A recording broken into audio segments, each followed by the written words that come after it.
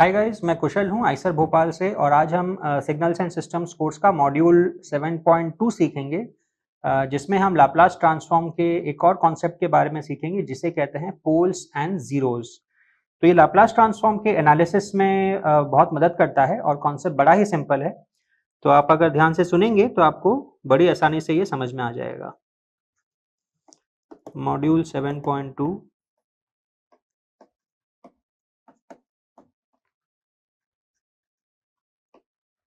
Laplace transform poles and zeros. तो एक बार आपको फिर याद दिला दें कि लाप्लास ट्रांसफॉर्म होता क्या है।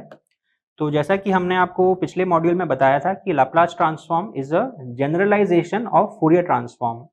तो फूरियर ट्रांसफॉर्म में जो फ्रीक्वेंसी डोमेन होता है ओमेगा, उसे हम कॉम्प्लेक्स फ्रीक्वेंसी में कन्वर्ट कर देते हैं। एस जो होता है सिग्मा प्लस जे ओमेगा।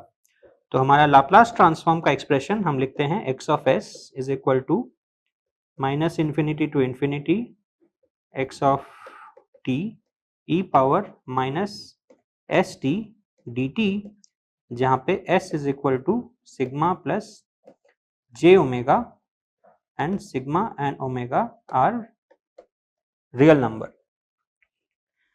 तो अभी हमने एक एग्जांपल भी देखा था जहाँ पे हमने एक सिंपल सा सिग्नल लिया था e power minus a t u of t और इसका हमने लाप्लास ट्रांसफॉर्म निकाला था और हमें मिला था 1 बाई एस प्लस ए। पर इसके साथ में एक कंडीशन भी जुड़ी हुई थी, वो ये थी that real part of S is should be greater than minus real part of a. यानी कि ए इन जनरल कोई कॉम्प्लेक्स नंबर हो सकता है और ये लाप्लास ट्रांसफॉर्म तब वैलिड है जब real part of s negative real part of a से ज्यादा है और इस कंडीशन को कहते हैं रीजन ऑफ कन्वर्जेंस या जिसे आरओसी भी कह सकते हैं। हम आरओसी के बारे में और डिटेल्स अगले मॉड्यूल में जानेंगे, बट अभी के लिए आप इतना समझ लीजिए कि आरओसी एस प्लेन का वो रीजन होता है जहां पे हमारा लाप्लास ट्रांसफॉर्म वैलिड है। तो एस प्लेन क्या होता है? एस प्लेन होता है हमारा कॉम्प्लेक्स प्लेन जिसका जो रियल एक्सिस है वो होता है सिग्मा और इमेजिनरी एक्सिस होता है हमारा जे ओमेगा। तो यानी कि जो ए है, अगर सपोज हम ए को अगर सपोज 1 लेते हैं तो हमारा जो ये कंडीशन है ये है real part of S is larger than minus real part of a. यानी कि हमारा कंडीशन बन जाएगा सिग्मा इज लार्जर देन -1। तो यहाँ पे हम अगर -1 लगाएं और ये हम लाइन ड्रॉ करें तो हमारा जो लाप्लास ट्रांसफॉर्म है वो इस रीजन के लिए वैलिड है। तो ये हमारे लाप्लास ट्रांसफॉर्म का आरओसी है। तो ये ग्राफिकली ड्रॉ करने का ये फायदा है कि कई सारे हमारे जो सिग्नल सिस्टम्स कोर्स की एनालिसिस होती है वो ग्राफिकली होती है, क्योंकि वहां पे चीजों को एनालाइज करना कई बार काफी आसान हो जाता है। और यहाँ पे एक और चीज आपको नोट करना जरूरी है कि जो लाप्लास ट्रांसफॉर्म का जो आरओसी है वो हमेशा सिग्मा के रेस्पेक्ट में ही डिफाइंड होता है। यानी कि आरओसी कभी भी ओमेगा पे डिपेंड नहीं करता है। अगेन क्यों? क्योंकि ओमेगा यहाँ पे जे से मल्टीप्लाइड है और इसका यहाँ पे जो टर्म आएगा वो आएगा ई पावर माइनस जे ओमेगा टी, जो कि एक ऑसिलेटरी टर्म है जिसका मैग्नीट्यूड 1 है। तो उसकी वजह से लाप्लास ट्रांसफॉर्म के एग्जिस्टेंस नॉन एग्जिस्टेंस में कोई फर्क नहीं पड़ता है और लाप्लास ट्रांसफॉर्म का आरओसी जो है वो सिर्फ और सिर्फ सिग्मा पे ही डिपेंड करता है। Sigma will be greater then something, less than something या इन बिटवीन समथिंग, उस तरह के एग्जांपल्स कुछ होंगे। और अगेन यहाँ पे जो एक्सप्रेशन है, यहाँ पे ए आपका कोई भी कॉम्प्लेक्स नंबर हो सकता है और आप फिर इस एक्सप्रेशन को यूज करके आप गिवन सिग्नल का लाप्लास ट्रांसफॉर्म बड़ी आसानी से निकाल सकते हैं। तो अब देखते हैं एक और एग्जांपल जहां पे फिर हमें पोल्स एंड जीरोस के बारे में पता चलेंगे। तो यहाँ पे भी हम पोल्स एंड जीरोस का एक सिंपल एग्जांपल देख सकते हैं कि जो पोल्स होते हैं वो एस प्लेन में वो पॉइंट्स होते हैं जहां पे हमारा जो गिवन लाप्लास ट्रांसफॉर्म है वो इनफाइनाइट हो जाता है, यानी कि ब्लो अप हो जाता है। तो कौन सा पॉइंट है यहाँ पे? हमारे पास एक ही पॉइंट है कि जब हमारा real part of s becomes equal to minus real part of a, तब हमारा उस s प्लेन में वो पॉइंट को हम पोल कहेंगे। तो पोल क्या है? Points in s plane where Laplace transform goes to infinity, यानी कि इस केस में जो हमारा पोल होगा वो होगा s plus a is equal to 0, यानी कि s is equal to minus a। तो यहाँ पे एक डिफरेंस ये है कि जो हमारा जो पोल है वो रियल पार्ट के रेस्पेक्ट में सिर्फ डिफाइन नहीं होता है, वो पूरे के पूरे s के रेस्पेक्ट में डिफाइन होता है। ऐसा क्यों?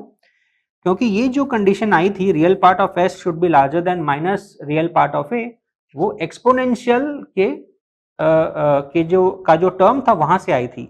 जो हमारा e power minus S T का जो टर्म है वो एक सिचुएशन में 0 हो रहा था और दूसरे सिचुएशन में इन्फिनिटी हो रहा था, जहां से हमारी ये कंडीशन आई थी। क्योंकि एक्सपोनेंशियल का जो केस है वहां पे जो इमेजिनरी पार्ट ऑफ s है उससे कोई फर्क नहीं पड़ता है, क्योंकि इमेजिनरी पार्ट सिर्फ और सिर्फ ऑसिलेटरी होता है। लेकिन अब यहाँ पे जो हमारा जो लाप्लास ट्रांसफॉर्म का एक्सप्रेशन है, यहाँ पे हमारा कोई एक्सपोनेंशियल टर्म है नहीं, ये सिर्फ एक पॉलिनोमियल्स का रेशियो है। न्यूमरेटर में भी एक पॉलिनोमियल है और डिनोमिनेटर में भी एक पॉलिनोमियल है। तो जो डिनोमिनेटर है वो 0 तब होगा जब हमारा s प्लस a 0 होगा, ना कि जब रियल पार्ट ऑफ s और minus real part of a equal होंगे।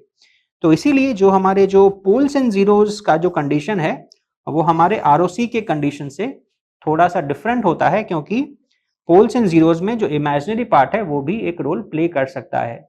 यानी कि अगर हमारा a अगर एक कॉम्प्लेक्स नंबर होता तो हमारा पोल भी एक कॉम्प्लेक्स नंबर पे होता s प्लेन में। तो अगेन इस केस में क्योंकि हमने a को एक रियल नंबर लिया है 1, तो हमारे पास सिर्फ एक ही पोल है, वो है at s is equal to -1 which is over here. तो पोल्स को हम यूजुअली क्रॉस के माध्यम से डिनोट करते हैं, और जहां भी अगर आपके एस प्लेन में क्रॉस बना हुआ है यानी कि वहां पे आपके सिस्टम का एक पोल है। और जीरोस क्या होते हैं? Are the points in S plane where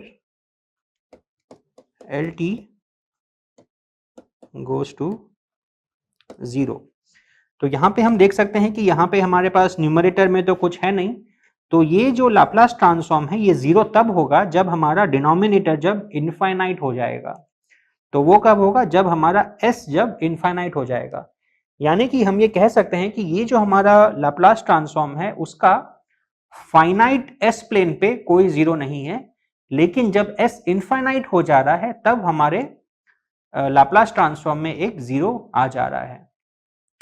तो ये था एक सिंपल सा एग्जांपल। हम अभी एक और एग्जांपल देखते हैं जिसमें दोनों पोल्स एंड जीरोस मौजूद हैं।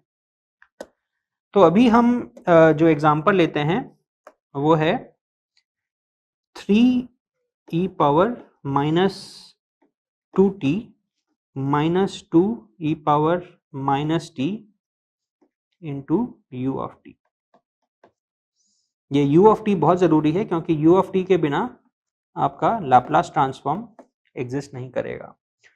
तो हम ऑलरेडी जानते हैं कि जो हमारा लाप्लास ट्रांसफॉर्म है for the signal e power minus at u of t होता है 1 बाई s प्लस a, और उसका ROC होता है real part of s larger than minus real part of a। तो हम अगर इन इंडिविजुअल टर्म्स का अगर लाप्लास ट्रांसफॉर्म अगर निकालते हैं तो इस टर्म का लाप्लास ट्रांसफॉर्म आएगा 1 बाई s प्लस 2, और उसका ROC होगा real part of s larger than -2। और जो ये जो हमारा जो टर्म है e power minus T u of t, इसका हम अगर लाप्लास ट्रांसफॉर्म लेते हैं तो वो आएगा 1 by s plus 1 and real part of s is larger then -1, क्योंकि यहाँ पे a इज इक्वल टू 1, तो real part of s is larger then -1, और यहाँ पे a इज इक्वल टू 2, तो ROC होगा real part of s larger than -2। अब हमें इंडिविजुअल जो टर्म्स हैं उनका तो लाप्लास ट्रांसफॉर्म पता है, लेकिन अब हम इस कॉम्पोजिट सिग्नल का लाप्लास ट्रांसफॉर्म कैसे निकालेंगे। तो जैसा कि हमने फूरियर ट्रांसफॉर्म के केस में देखा था कि जो फूरियर ट्रांसफॉर्म होता है वो एक लीनियर ट्रांसफॉर्म होता है, यानी कि अगर आप दो अलग अलग इनपुट्स का अगर आप सम लेते हैं तो उनका जो फूरियर ट्रांसफॉर्म है वो भी उन इंडिविजुअल इनपुट्स के फूरियर ट्रांसफॉर्म का सम हो जाएगा, जिसे हम लीनियरिटी प्रॉपर्टी कहते हैं। तो यहाँ पे हम अगर वही लीनियरिटी प्रॉपर्टी अगर इस्तेमाल करते हैं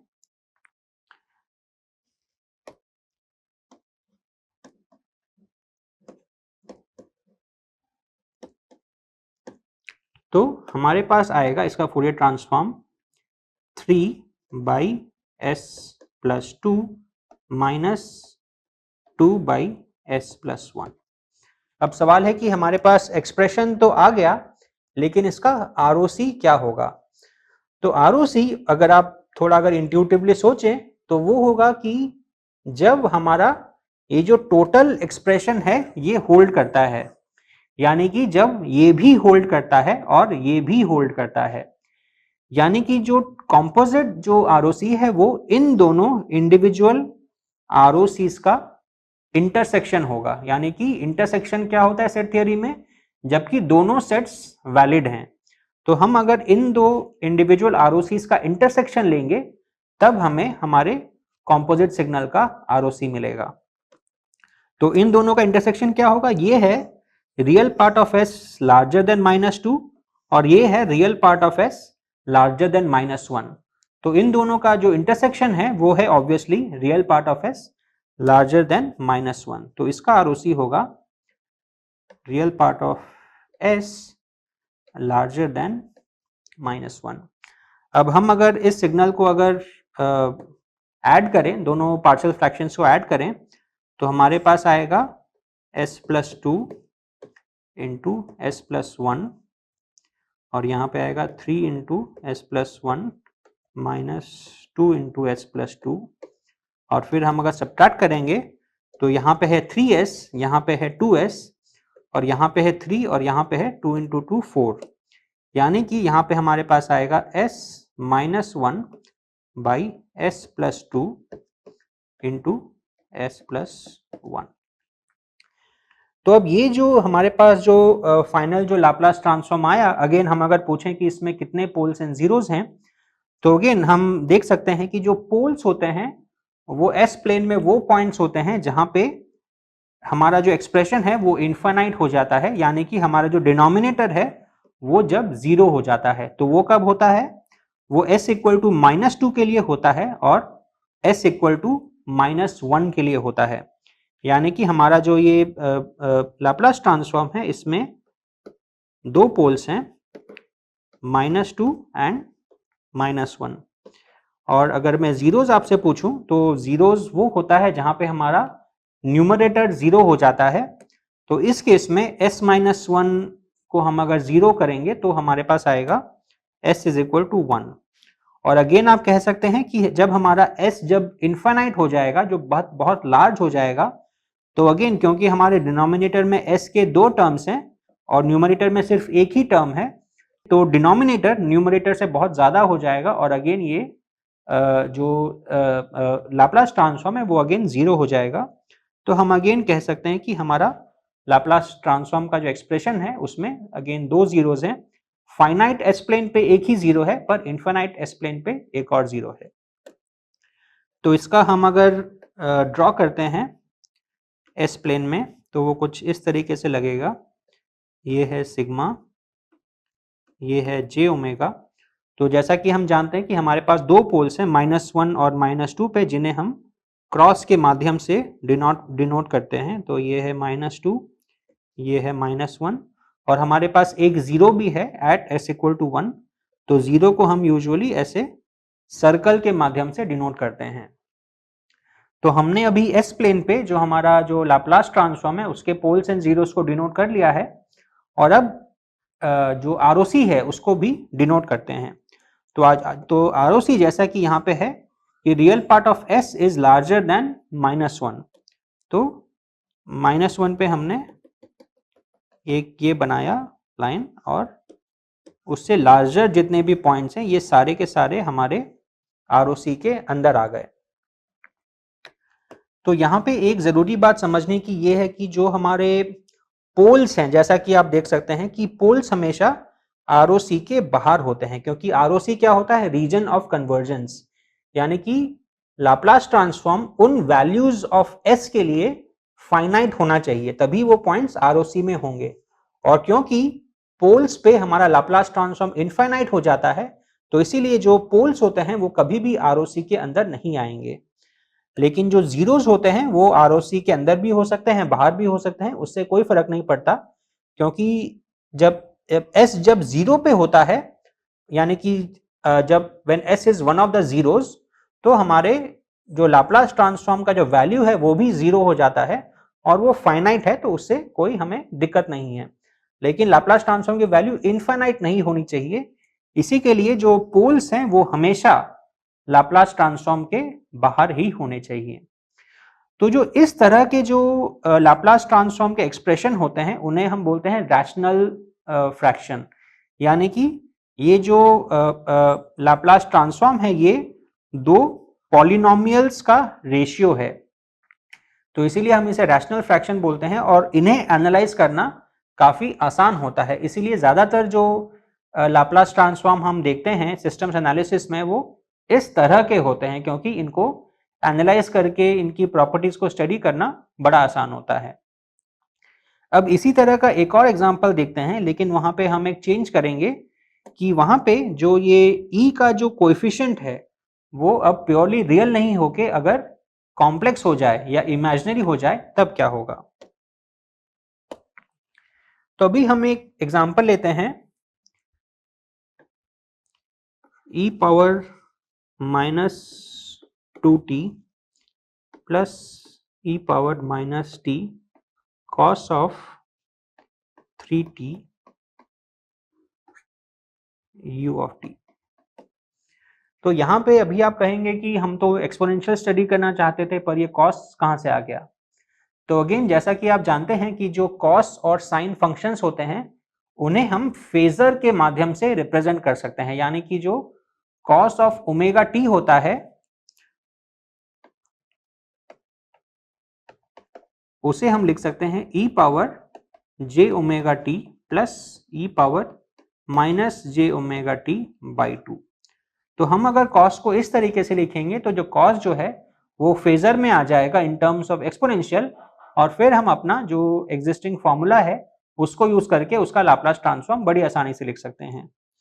तो इसे हम थोड़ा रीराइट करेंगे, ये बनेगा e power -2t plus e power -t into half e power j3t plus e power -j3t u of t। अब हम अगर उस ब्रैकेट्स को अगर ओपन कर दें तो ये बन जाएगा e power -2t plus half e power -j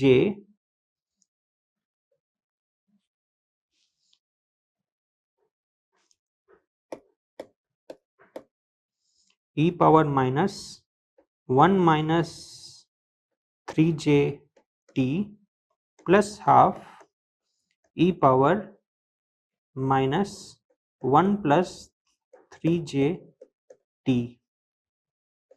into u of t। तो अभी हमारे पास जो एक्सप्रेशन है वो again e power -at u of t के फॉर्म में है, लेकिन डिफरेंस इतना है कि यहाँ पे अब जो हमारा a है वो कॉम्प्लेक्स है, वो अब प्योरली रियल नहीं है। लेकिन अगेन जैसा कि हमने आपको बताया था कि प्योरली कॉम्प्लेक्स नंबर्स के लिए भी आप वही फॉर्मूला यूज कर सकते हैं जो हमने रियल नंबर के लिए यूज किया था, यानी कि इसका अगर आप लाप्लास ट्रांसफॉर्म अगर निकालेंगे तो अगेन आपके पास तीन अलग अलग टर्म्स आएंगे। पहला आएगा 1/s प्लस 2, फिर आएगा half s plus 1 - 3j plus half s plus 1 plus 3j। ये कहाँ से आया? यहाँ पे हमारा a इज इक्वल टू 2, यहाँ पे a इज 1 माइनस 3j और यहाँ पे a इज 1 प्लस 3j। तो यहाँ पे 1 बाई एस प्लस ए में हमारे पास आ गया 1 बाई एस प्लस 2। फिर ये जो हाफ है ये यहाँ से आया और यहाँ पे s प्लस ए, तो a हमारा यहाँ पे था 1 माइनस 3j और यहाँ पे अगेन s प्लस ए, यहाँ पे a हमारा है 1 प्लस 3j। अब अगेन सवाल आता है कि इसका जो ROC है वो क्या होगा।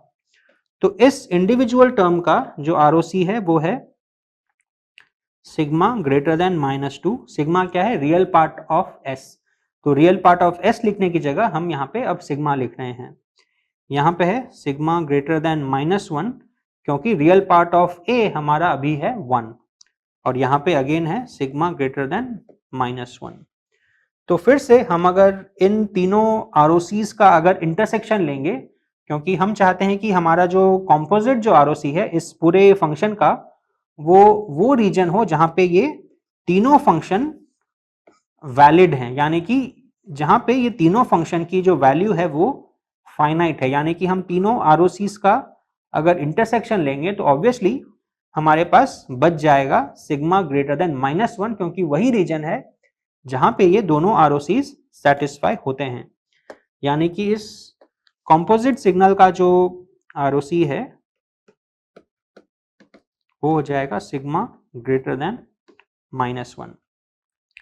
अब जैसा हमने पिछले एग्जाम्पल में इन दो टर्म्स को जैसे ऐड किया था पार्शियल फ्रैक्शंस के माध्यम से, वैसे ही यहाँ पे भी हम इन तीनों टर्म्स को हम ऐड कर सकते हैं। मैं वो पूरा प्रोसेस नहीं करूँगा क्योंकि ये बहुत सिंपल है और मैं उम्मीद करता हूँ कि आप ये कर सकते हैं। तो अगर मैं इन तीनों को अगर ऐड करूँगा तो मेरे पास आएगा 2s square plus 5s plus 12 divided by s square plus 2s plus 10 into s plus 2। अब ये कहाँ से आया? ये जो s प्लस 2 है वो तो ऑब्वियसली यहाँ से आया है और ये वाला जो टर्म है वो आया है इन दोनों डिनोमिनेटर के टर्म्स को मल्टीप्लाई करके। यानी कि ये वाला जो टर्म है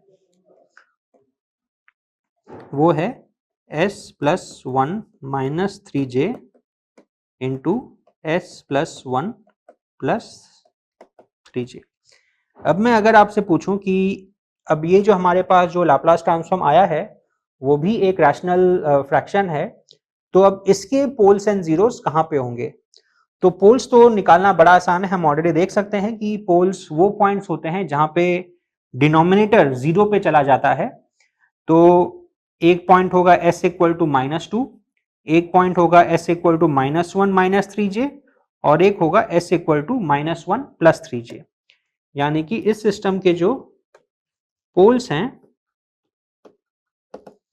वो होंगे s is equal to -2 -1 plus 3j and -1 minus 3j। तो हमने यहाँ पे -1 प्लस माइनस 3j लिख दिया है। यानी कि अब इसके तीन पोल्स हैं, एक पोल है वो रियल लाइन पे है और बाकी जो दो पोल्स हैं वो रियल लाइन से अलग हैं क्योंकि वो कॉम्प्लेक्स प्लेन में है। और इस सिस्टम के जीरोस कहाँ पे होंगे? तो जीरोस वहां पे होंगे जहां पे जो हमारा न्यूमरेटर है वो जीरो हो जाता है। यानी कि 2s square plus 5s plus 12 is equal to 0। और क्वाड्रेटिक इक्वेशन को सॉल्व करने का फॉर्मूला तो आपको पता ही होगा, क्योंकि हमारे पास अगर इक्वेशन अगर होता है as square plus bs plus c equal to 0 तो हम लिखते हैं s equal to minus b plus minus root over of b square minus 4ac whole divided by 2a। तो वही फॉर्मूला हम अगर यूज करें तो हमारे पास आएगा s is equal to -5 plus minus 25 minus 96 divided by 4। तो हम अगर इससे अगर डिवाइड करेंगे प्रॉपरली तो हमारे पास ये अप्रॉक्सीमेटली आएगा -1.25 प्लस माइनस j 2.11। यानी कि हमारे पास इस सिस्टम में 3 पोल्स हैं, एक -2 पे, एक -1 ±3j पे, और एक है -1.25 ± j2.11। तो अभी हम अगर इसे ड्रॉ करते हैं तो देखते हैं कि वो कैसा लगेगा।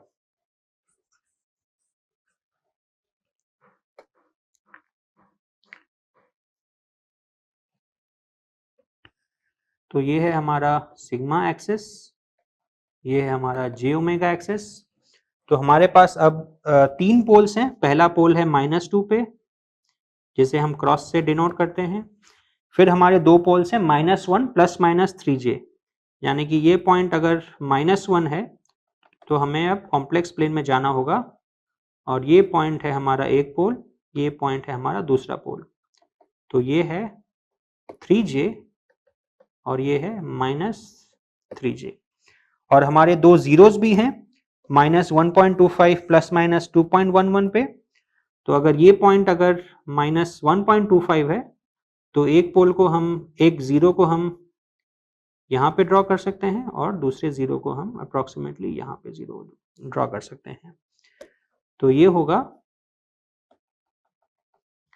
2.11j और ये होगा -1.25। तो हमारा अब जो ROC है वो कहाँ पे है?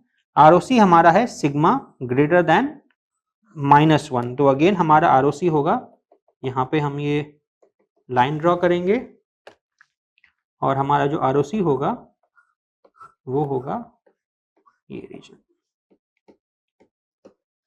तो अगेन हम देख सकते हैं कि जो हमारे जो 3 पोल हैं, एक यहाँ पे, एक यहाँ पे और एक यहाँ पे, वो तीनों ROC के लेफ्ट हैंड साइड में है, और हमारा ROC उन पोल्स को इंक्लूड नहीं करता है।